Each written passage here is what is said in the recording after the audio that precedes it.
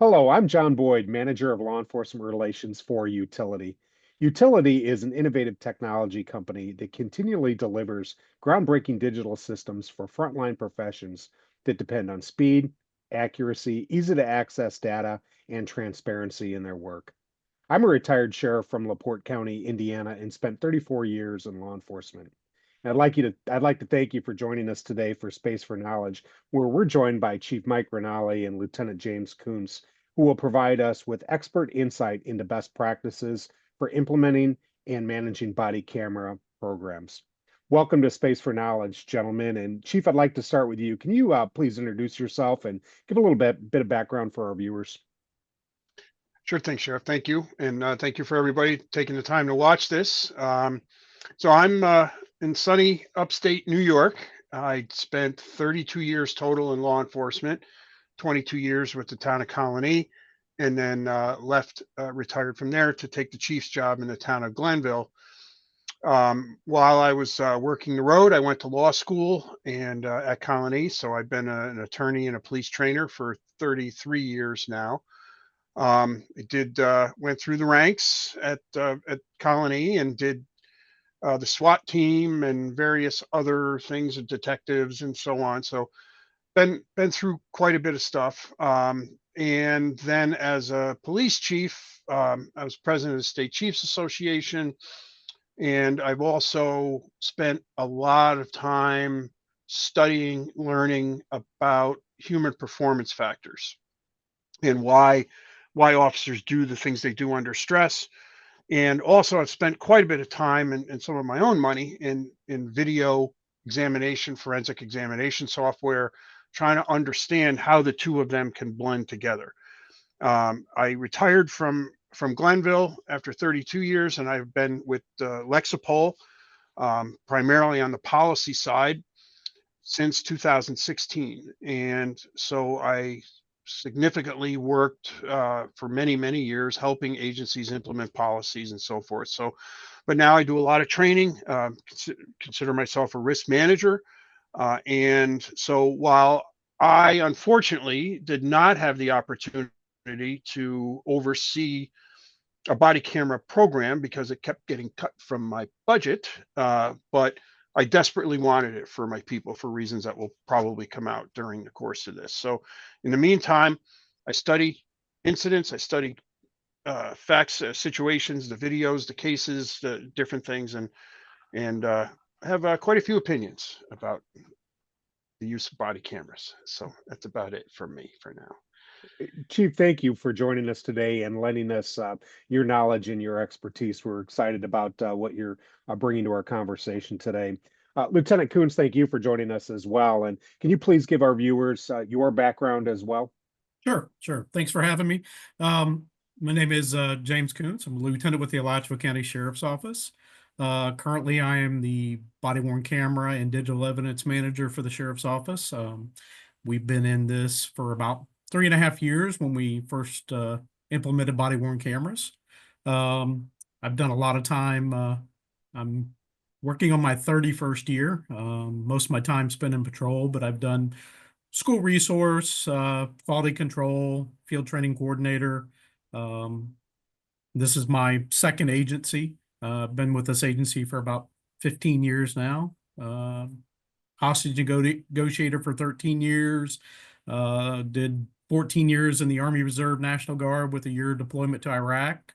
So I think I'm pretty well-rounded as far as experience.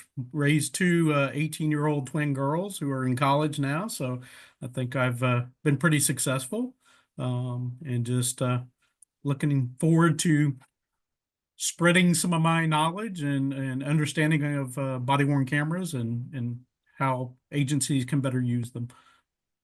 And Lieutenant, for viewers that may not be familiar with the Alachua County Sheriff's Office, you're located in Florida, correct? Yeah, Gainesville, Florida, home of the University of Florida. Go Gators. We Our agency is about 800 strong. Probably 250 of those are some form of sworn. So we're a decent sized agency. Great, and I appreciate you joining us as well and bringing your experiences to the table as well to this conversation. Chief Ranalli, I want to start with you, and it's kind of the age-old chicken or the egg question, and that is when it comes to a implementing a body camera program to an agency, what comes first, the policy or the cameras? Definitely the policy. You have to know how you're going to govern a program before you can even begin to implement it. So you need a comprehensive policy. Your members need to know what is expected of them when they're supposed to turn them on. I mean, there's a variety of issues to go through, but it has to be kind of a detailed soup to nuts of including definitions and what exactly are we talking about when we say well you're going to activate your camera, your body worn camera. When are you not only required to turn it on, but when are you prohibited from turning it on? Wonder what circumstances, and what are your responsibilities about the equipment? What are the use of it in the sense of once the video is created? All these uh, points have to be covered in a policy, so you have to understand uh, this ahead of time. Now, with that said, once you implement a policy, and many of our customers, our policies are written to be bases, but they're also designed to be edited, right, and to modify to meet individual needs. So it's inevitable that with any program, once you start with a policy, then start initiating it or implementing it, that you're going to need to tweak the policies because things that you didn't think about are going to come up. But definitely the best and the first thing is to create the policy. I recently saw a statistic which was rather amazing to me, especially based on what you've said and your recommendation to have a policy in place. The National Institute of Justice surveyed in 2023 a number of law enforcement agencies nationwide, and they found that of those agencies that have a body camera program in place, only 86% of those agencies actually had a policy in place, which was really amazing to me. But with that said, we have a number of agencies that have the body camera policy or body camera program that's been implemented and it's in place. It's very successful, and they have very successful policies as well that help to govern the use and oversight of those cameras. But we have agencies that are watching this webinar that don't understand the importance of having these policies. And I'm really glad that you're here today to talk about the importance and really that there are resources that are easy for them to reach out to. For instance, Lexipol to help them with these policies. Talk a little bit about your role with Lexipol and how Lexipol can help these agencies to implement these policies. Well, first, one of the little niches that Lexipol fills is that cops generally are good at what they do, right? They're good at going out and they're hands on, typically type A type personalities, but they're not always the best policy creators. So that's the gap that we fill. Lexipol's been around for over 20 years now, and not only do we provide the initial policy content ready for editing and modification as needed, but we also follow the trends like for instance the history here. For those of you who've been around long enough, you know that it started with in-car cameras of various technologies, even VHS tapes recording in the trunk of cars, and very kind of crude, very primitive now, based on what's available. So we had a policy for in-car cameras, and then body cameras started coming. So we created a separate policy for body cameras, and then just more recently, within a year or so, we recognize another. We have to completely reevaluate. We reach out to our partners, our customers, our subject matter experts, and we came out with a whole new body worn camera policy with all of the issues that we feel are important. And we try to fine tune the issues so that you can go through this and just say, all right, is this what we need? Because that's one of the problems that we see. For those 86% that have the policy, guarantee you many of them are, oh, let's get this from any town PD or any town sheriff's department, county sheriff's department, and let's just do find and replace. Well, that can work, but you need to make it your own, right? You need to make sure that your own people have input about this, because you can't just lay this on your people without culturally giving them the background of what this is about. And it should not be viewed in this climate as a negative. We're doing this to hold you toe the line and hold you. No, this is specifically more about a tool to help you with your jobs. And we can go into that more if you would like, but that's how I see it. Yeah, so you're not putting out cookie cutter policies. So those are based on best practices nationwide. Correct. Inevitably, other agencies have run Correct. across pitfalls or have had successes, and those policies are based on that.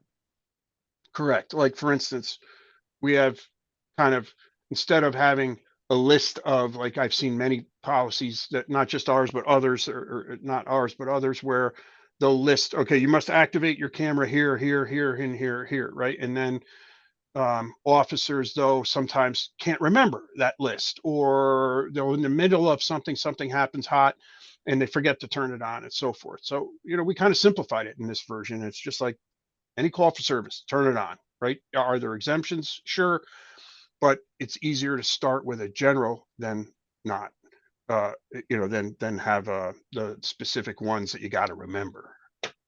Right.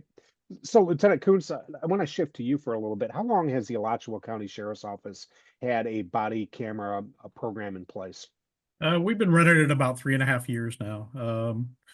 We we initially went into this that, hey, we need body worn cameras, with everything that's going on in the world, and to help protect the agency, protect the deputy, the citizens, and be able to provide that openness of, hey, this is how we're conducting business. So um, when we initially went into this, it was just to get a body worn camera and replace our in-car cameras.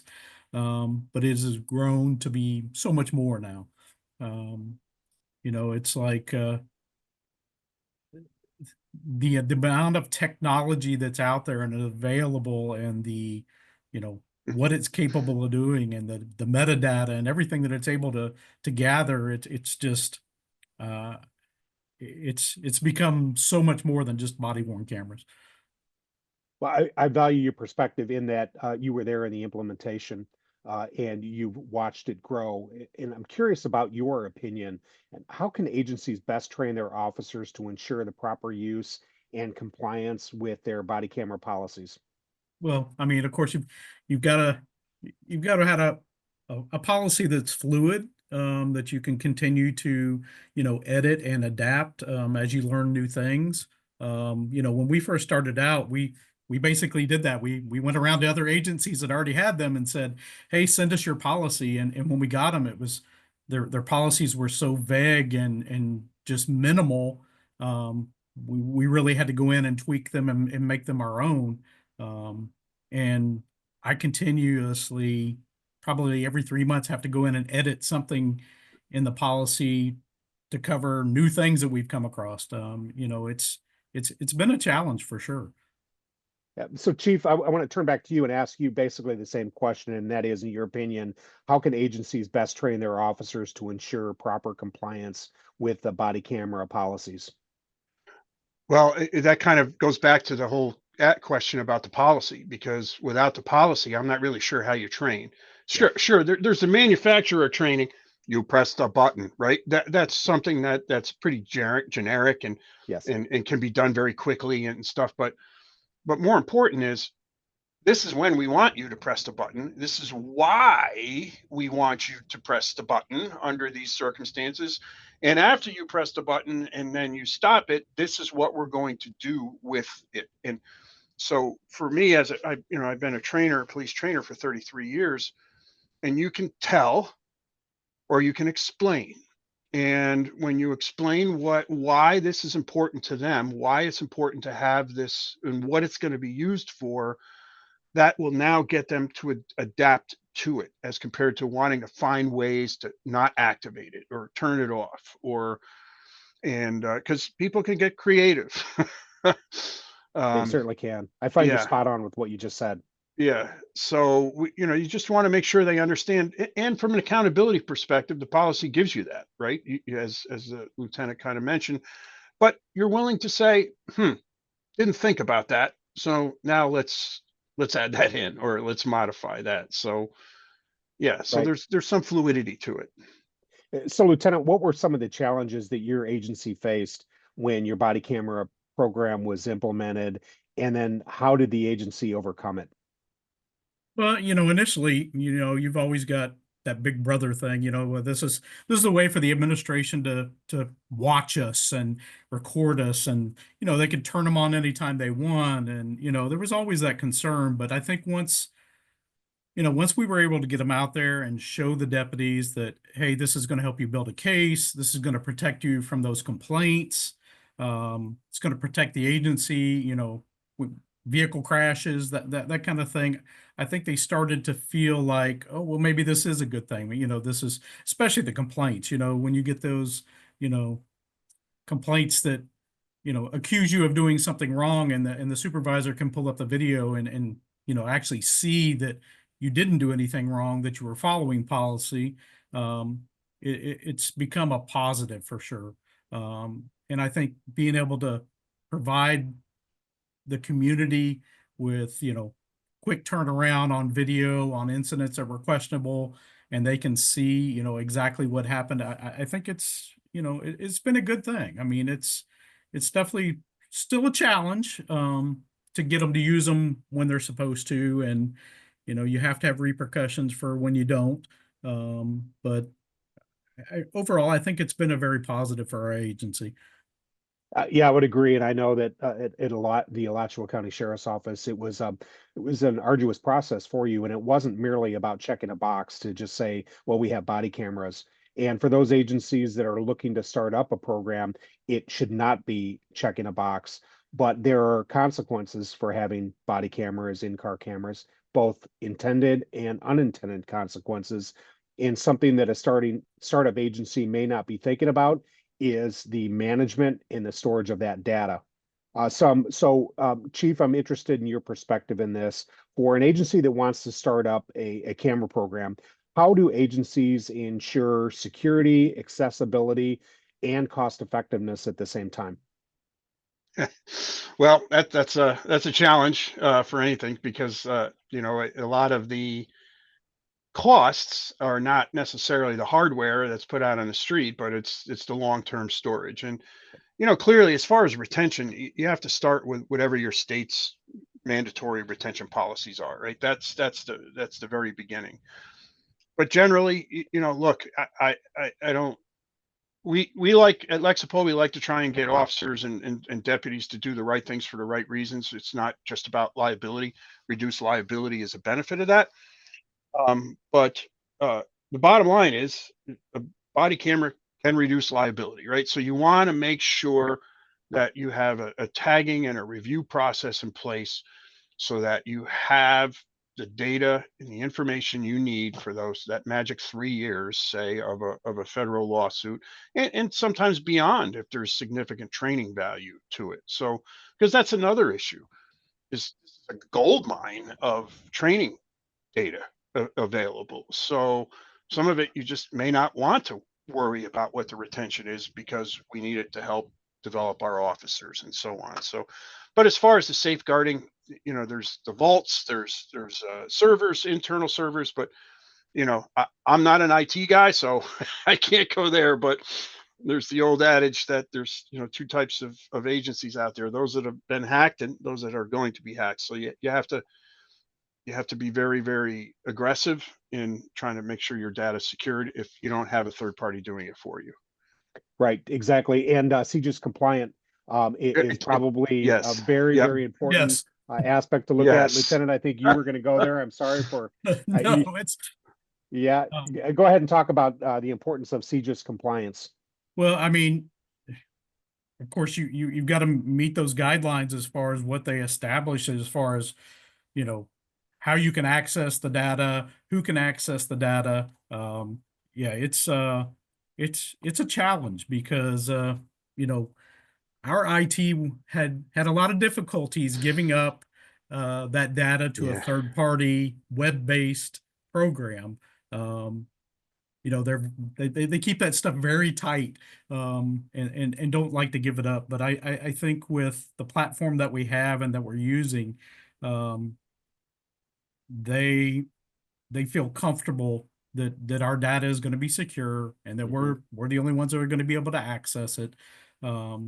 So I don't think that's a big issue. I mean, the way Polaris is set up and the safeties that you can have, your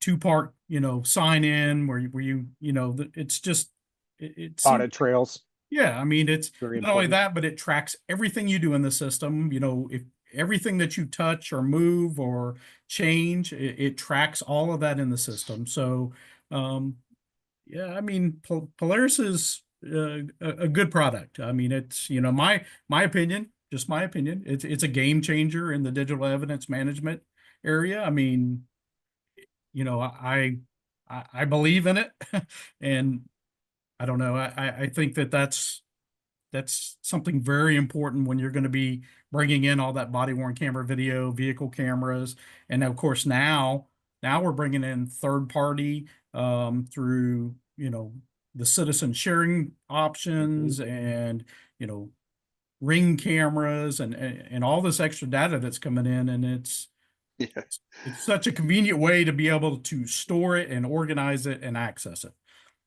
Yep, absolutely. And several months ago, we had a guest on Space for Knowledge, Chris Frank, who's a major felony prosecutor in northern Indiana. And he talked about the judicial perspective of managing data, audit trail, CJIS compliance, what courts are looking for. Side note, I'm really proud of Chris. He was recently appointed by the governor of the state of Indiana. He's now a judge. While he talked about his perspective from the prosecution side, I'd like to talk to you too about best practices for using body camera footage in investigations and court proceedings to ensure that not only is it admissible, but it's effective as well. So what are your Well, thoughts? if I could just go back for a second too, Sure. is for the reasons that the lieutenant kind of laid out there. If I was still a chief right now and I was going for a body camera program and everything, there is absolutely no way I would want to host it myself. There's just no way. I mean, it's just mainly because I wouldn't want to have to worry about that, not or my IT people, and just because when you have a company like say yours and you have that investment in it, you have to get it done. You have to make sure that everything is safe. Now, with that said, a lot of the uh, points that the lieutenant just made are just absolutely relative to or related, excuse me, to the admissibility of the evidence, and that's what's so important is that the digital footprint on these once I mean, there's different, obviously there's a lot of tech out there, a lot of different ways of doing it, but so I'll just leave it as like a fingerprint. So once the officers from this one incident is generated, that digital fingerprint is vital. It's because now if that fingerprint is if that video, excuse me, is edited at all, that'll change the fingerprint. So now we know this was the original data. This is what we had. We can prove it. I mean, I've sat through in a lot of the training I did for forensic video examinations. There's horror stories about the videos that were edited for malicious reasons, right? To make officers look bad. And then there's also stories where uploading video to a social media platform takes the audio and video channels and they're out of sync. So, like in this one really viral case, it was a second and a half. And anybody familiar with law enforcement knows a second and a half is a lifetime. So if what you're hearing officers say is a second and a half different from what actually happened, that's a huge potential difference and can shift an entire case in the wrong direction. So anyway, it's just my point is that it's just so important to have that digital fingerprint and be able to now throughout the course, criminal case, civil case, whatever it may be, that's it. That's the evidence, and it's secure. Lieutenant, thoughts? I mean, the digital evidence for us is somewhat new as far as the body worn camera stuff and dealing with the state attorney's office. You know, they're pretty, they want everything, pretty much. I mean, you do a traffic stop and there's a criminal citation written.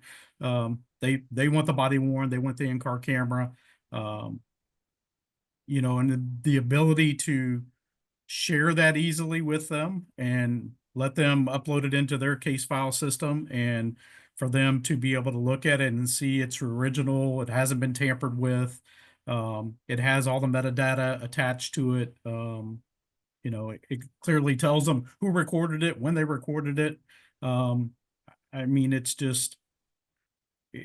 amazing the amount of data that is captured with the body worn camera in in-car vehicles. I mean, I just lost my train of thought. That's okay. Let's segue into privacy concerns. Not only privacy concerns from officers, but privacy concerns for the public as well. And one of you touched on at the beginning that there are federal laws that govern privacy. There are also state laws that govern privacy.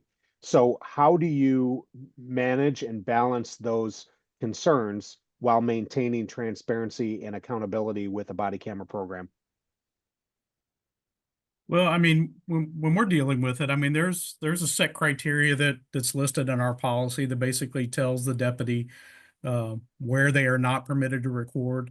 But we've gotten to the point where, um, because of officer safety concerns, we basically tell them really don't necessarily worry about that so much, because when it comes down to public records, uh, if you have recorded someplace you're not supposed to inadvertently, we're going to redact that. We're going to redact it. It won't be released through public record. Florida statute allows us to be able to do that.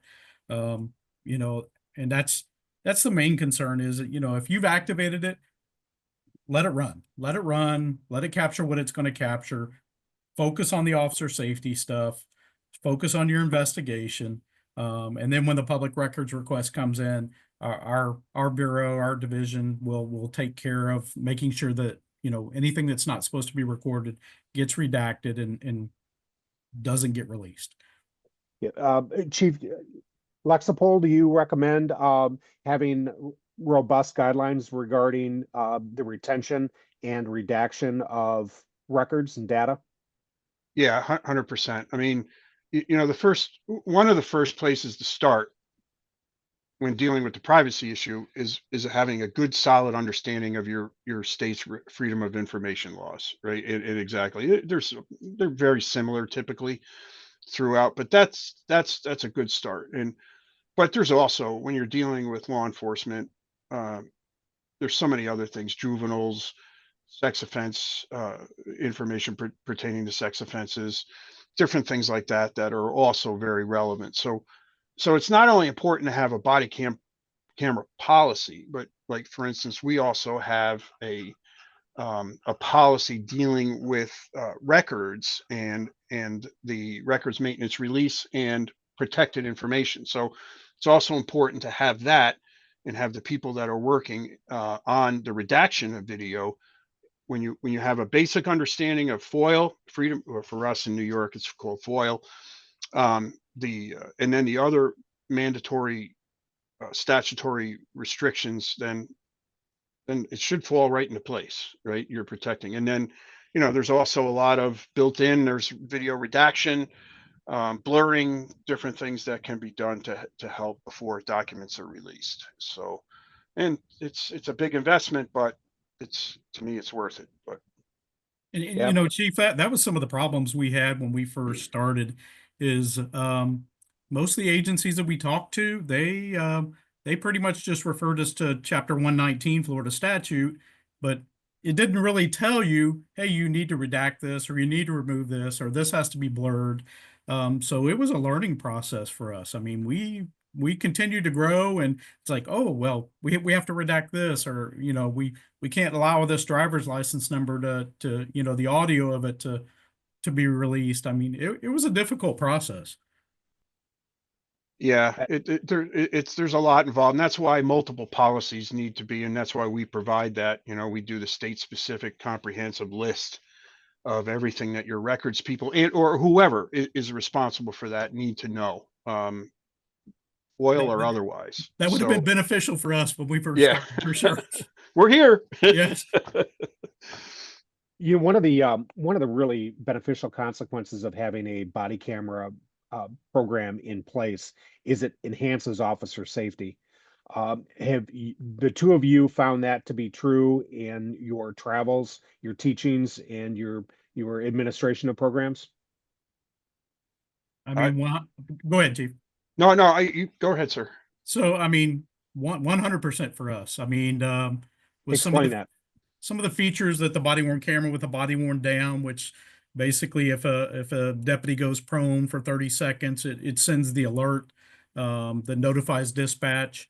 So we treat that just like the emergency button on the radios. You know, if it goes off, they'll tone them out, and you know if they don't answer, we send the cavalry. Um, and for those that have the ability, they can actually live stream into the body worn camera to be able to, you know, try to determine if there's an issue. Um, yeah, I mean, it's just with the GPS location, the live streaming. I mean, there's so many features available that help to keep the deputy safe. Um, not only safe from, you know, assault and that kind of thing, but just like we talk with the complaints. I mean, you've got the body worn camera that's recording your interactions, and we tell them, you know, just like the chief said, you have that list. Well, we initially had that list, but then we figured, yeah, it comes down to any call for service, you need to activate your body worn camera. And I teach them, I'm like, any interaction that you have, you probably should activate your body worn camera because you don't know. You know, somebody walks up to your car to get directions, just go ahead and turn it on. I mean, if it ends up being they just needed directions, great. But if it ends up being something else, you've at least captured it. So I mean, just the technology is how um, it just allows us to have so many options as far as ways to make sure that they're staying safe. Yeah, so I'm curious with an agency your size, do you use body camera footage for training purposes within the agency? So I've presented that to our training bureau, and I've even sent them some videos. Hey, look, this is not the proper way to deploy stop sticks. Can we use this? And they really haven't, but I think in the future, with some of the changes we've made, we're going to start using that because it's I mean it's invaluable. I mean it's here's our people doing stuff, either doing it right or wrong, and you can put it up on the big screen and say, look, this is wrong, this is why it's wrong, and we need to correct it. So I mean it's an invaluable tool. Yeah, so Chief, in your travels and in your teachings, are you finding that it's being used as a training tool, for instance, maybe as a supervisor oversight of a deputy or an officer saying, hey, look at how you conducted yourself on this traffic stop or this pat down. You may consider doing this because you've turned your back on an adversarial contact, or you're not doing a thorough pat down search, or by doing it this way, you may be missing evidence or a weapon that could be used against you. So yes, but I do want to touch, it's a little bit off that question, but I'll come back. I just want to touch on something that the lieutenant mentioned about, you know, just turning it on, right? Because anecdotally, purely anecdotally, what I'm hearing, what I'm seeing is that when you normally have video and then you don't, there's almost a presumption that the officers did something wrong, right? And Yep. we lived through that when I was early on in my tenure as chief. We put we were one of the first recipients of some state funding for interview room video recording, and oh my God, we ended up buying some of our own for patrols to use for even misdemeanors and stuff, rather than just because everybody loved it, right? Because it just showed them doing the right things, showed people confessing. But when the DA was telling me they were having a hard time now getting decent plea deals when they didn't have video, because jurors now want to see video. So for God's sake, turn it on. So that's the first training issue right there. Yes, very much Right. so. You know, and so, but yes, I mean, I ask a lot of questions. I do a lot of travel around the country now for Lexipol doing presentations. I actually have a class called Managing Risk in a Video World that I do I've done in a number of states here. So I think it's mixed because we have a kind of a cultural artifact, I think, in law enforcement that we can't admit we did anything wrong, right? Well, guess what, folks? Here's the reality. We did stuff wrong for a long, long time. And the problem was, like, especially with my generation, we didn't know it. I'm not trying to, like, put blame away or whatever, but we just didn't know it. You go out, it's a very autonomous job. You go out, you do your same things over and over again. Over time, you kind of drift away from what the rules you knew or should have known the rules were, and you just cut corners. That's human nature, right? Mhm. And video now can capture that. The video now can show us, hey, Mike, yes, Arch, come on in. I just want to go over it. Look, you're not in trouble, man. This is about trying to make you but here, I just want you to watch this. So that's kind of the attitude that you have to have, and you got to get to the point where, from a cultural perspective, you're going to want, you know, hey, Sarge, can I talk to you? Yeah. Hey, listen, I was on a call here. I mean, everything worked out all right, but I really think you may want to watch this. And I think I dodged a bullet on this one, and this might be helpful for everybody to watch. Right? That's kind of what I think is. You have somebody come in and do that, your organization's squared away. Yeah, and Really good. that's going to help fix the problems. I mean, Yeah. Yeah. for those borderline deputies that kind of skirt the policy and procedure line, body worn camera has kind of helped them to become better. I mean, at doing their job. And that's a good thing. That's a Oh really yeah, good thing. very much Yeah. so. The officer wins and the agency wins and the public wins. So it's a great thing. And Chief, I want to come back to you again and kind of bring this back around full scale. So for law enforcement leaders that are viewing this webinar today that may lack the knowledge, the expertise, the capability to generate sound and robust policies on their own, who can they turn to for help? Lexipol. No, seriously, we have a lot to offer. We have our policies, we have our training, our online training, we have our wellness, and now we have performance reporting, which I'm very excited about, and performance reporting and FTO tracking, so that now we can use data, and I think it's a great supplement to the use of body cameras. So it's invaluable, or what we can provide. But even if you don't, again, I just want to touch on something, is that the other, I think, and this is just my opinion, possible consequence of video use, especially with officers that worked prior to having video and then having it. They, when you're watching and when you're doing, say, supervisory audits and stuff, watch for hesitation. Oh, I apologize for that. Watch for hesitation in um, in your officers. And what I mean by that is, sometimes when I watch videos, I sit there and I say to myself, and Lieutenant, you tell me if you did this or not, but I'll say, they didn't have video. How long would this have gone on? Right. And I'm not saying anything wrong. What I'm saying is that they're giving too much because now they're afraid they're going to get in trouble. And that's another training thing to bring in. And it's like, even discretionary decisions, say, like, do I have enough to search this vehicle? Do I not have enough to search this vehicle?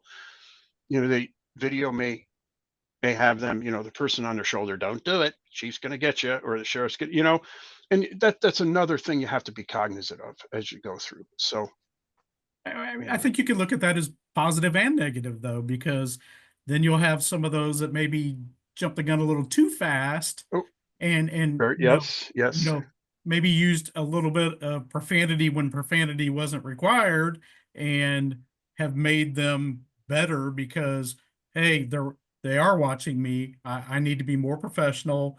I need to, provide better customer service. I need to, make sure I'm following policy.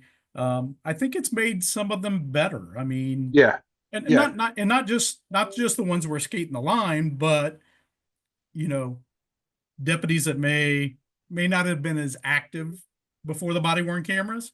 And now that we have them, and supervisors can go and check and see what your activity is, um, you know, maybe it's made them a little more active, and you're getting a little bit more out of them.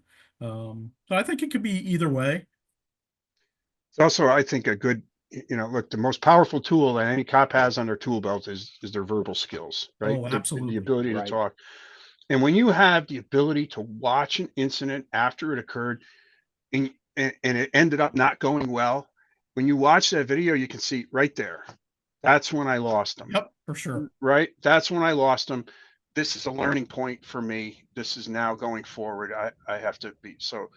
No, there's it's just like I said, it's just invaluable. It really is. It's just a win-win to have body cameras, in-car cameras. And want to go back to our point with Lexipol, an amazing company. You do amazing things, and you are so helpful for law enforcement agencies. And we talked about startup programs for agencies that are looking to implement body cameras, and oftentimes pricing is an obstacle. It's a real issue. Well, again, that's where Lexipol can step in, and so we at Utility have a partnership with Lexipol. It's fantastic, and that's the grant assistance program that Lexipol has, where they can Yes. help agencies find grant funding, whether it be federal, state, or even community-based grants, and connect them for technology such as license plate readers, body cameras, in-car cameras, digital evidence management systems, so that price shouldn't be an issue. They're very, very helpful in what they do, and they are the best. And I speak from experience because of not only our partnership at Utility with Lexipol, but as an agency that went through a complete policy rewrite with Lexipol, and how it was so beneficial to our agency. And just to touch on that, just to finish that thought, and as I attend conferences and stuff, and I spend time in the exhibit hall at our booth, I find that a lot of people do not like. For instance, you have a wellness aspect, and we do. Mhm.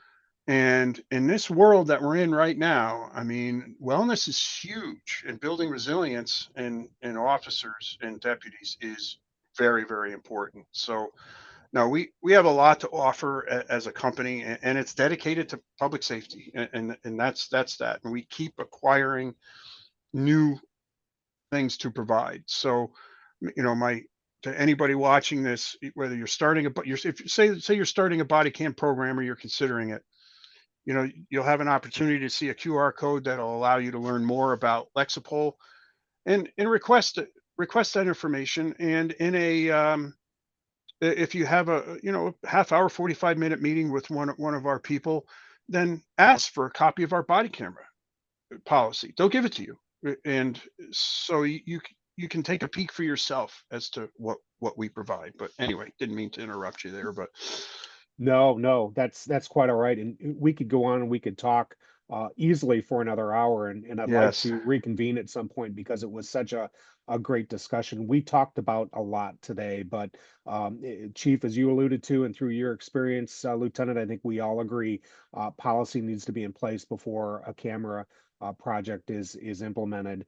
And it can dictate so much, whether it be when to activate, when to deactivate cameras. It can govern audit trails, the reviewing of data, retention, redaction, the management of the data, what to do with the data, who has access to it, and it's important to have comprehensive and very robust policies.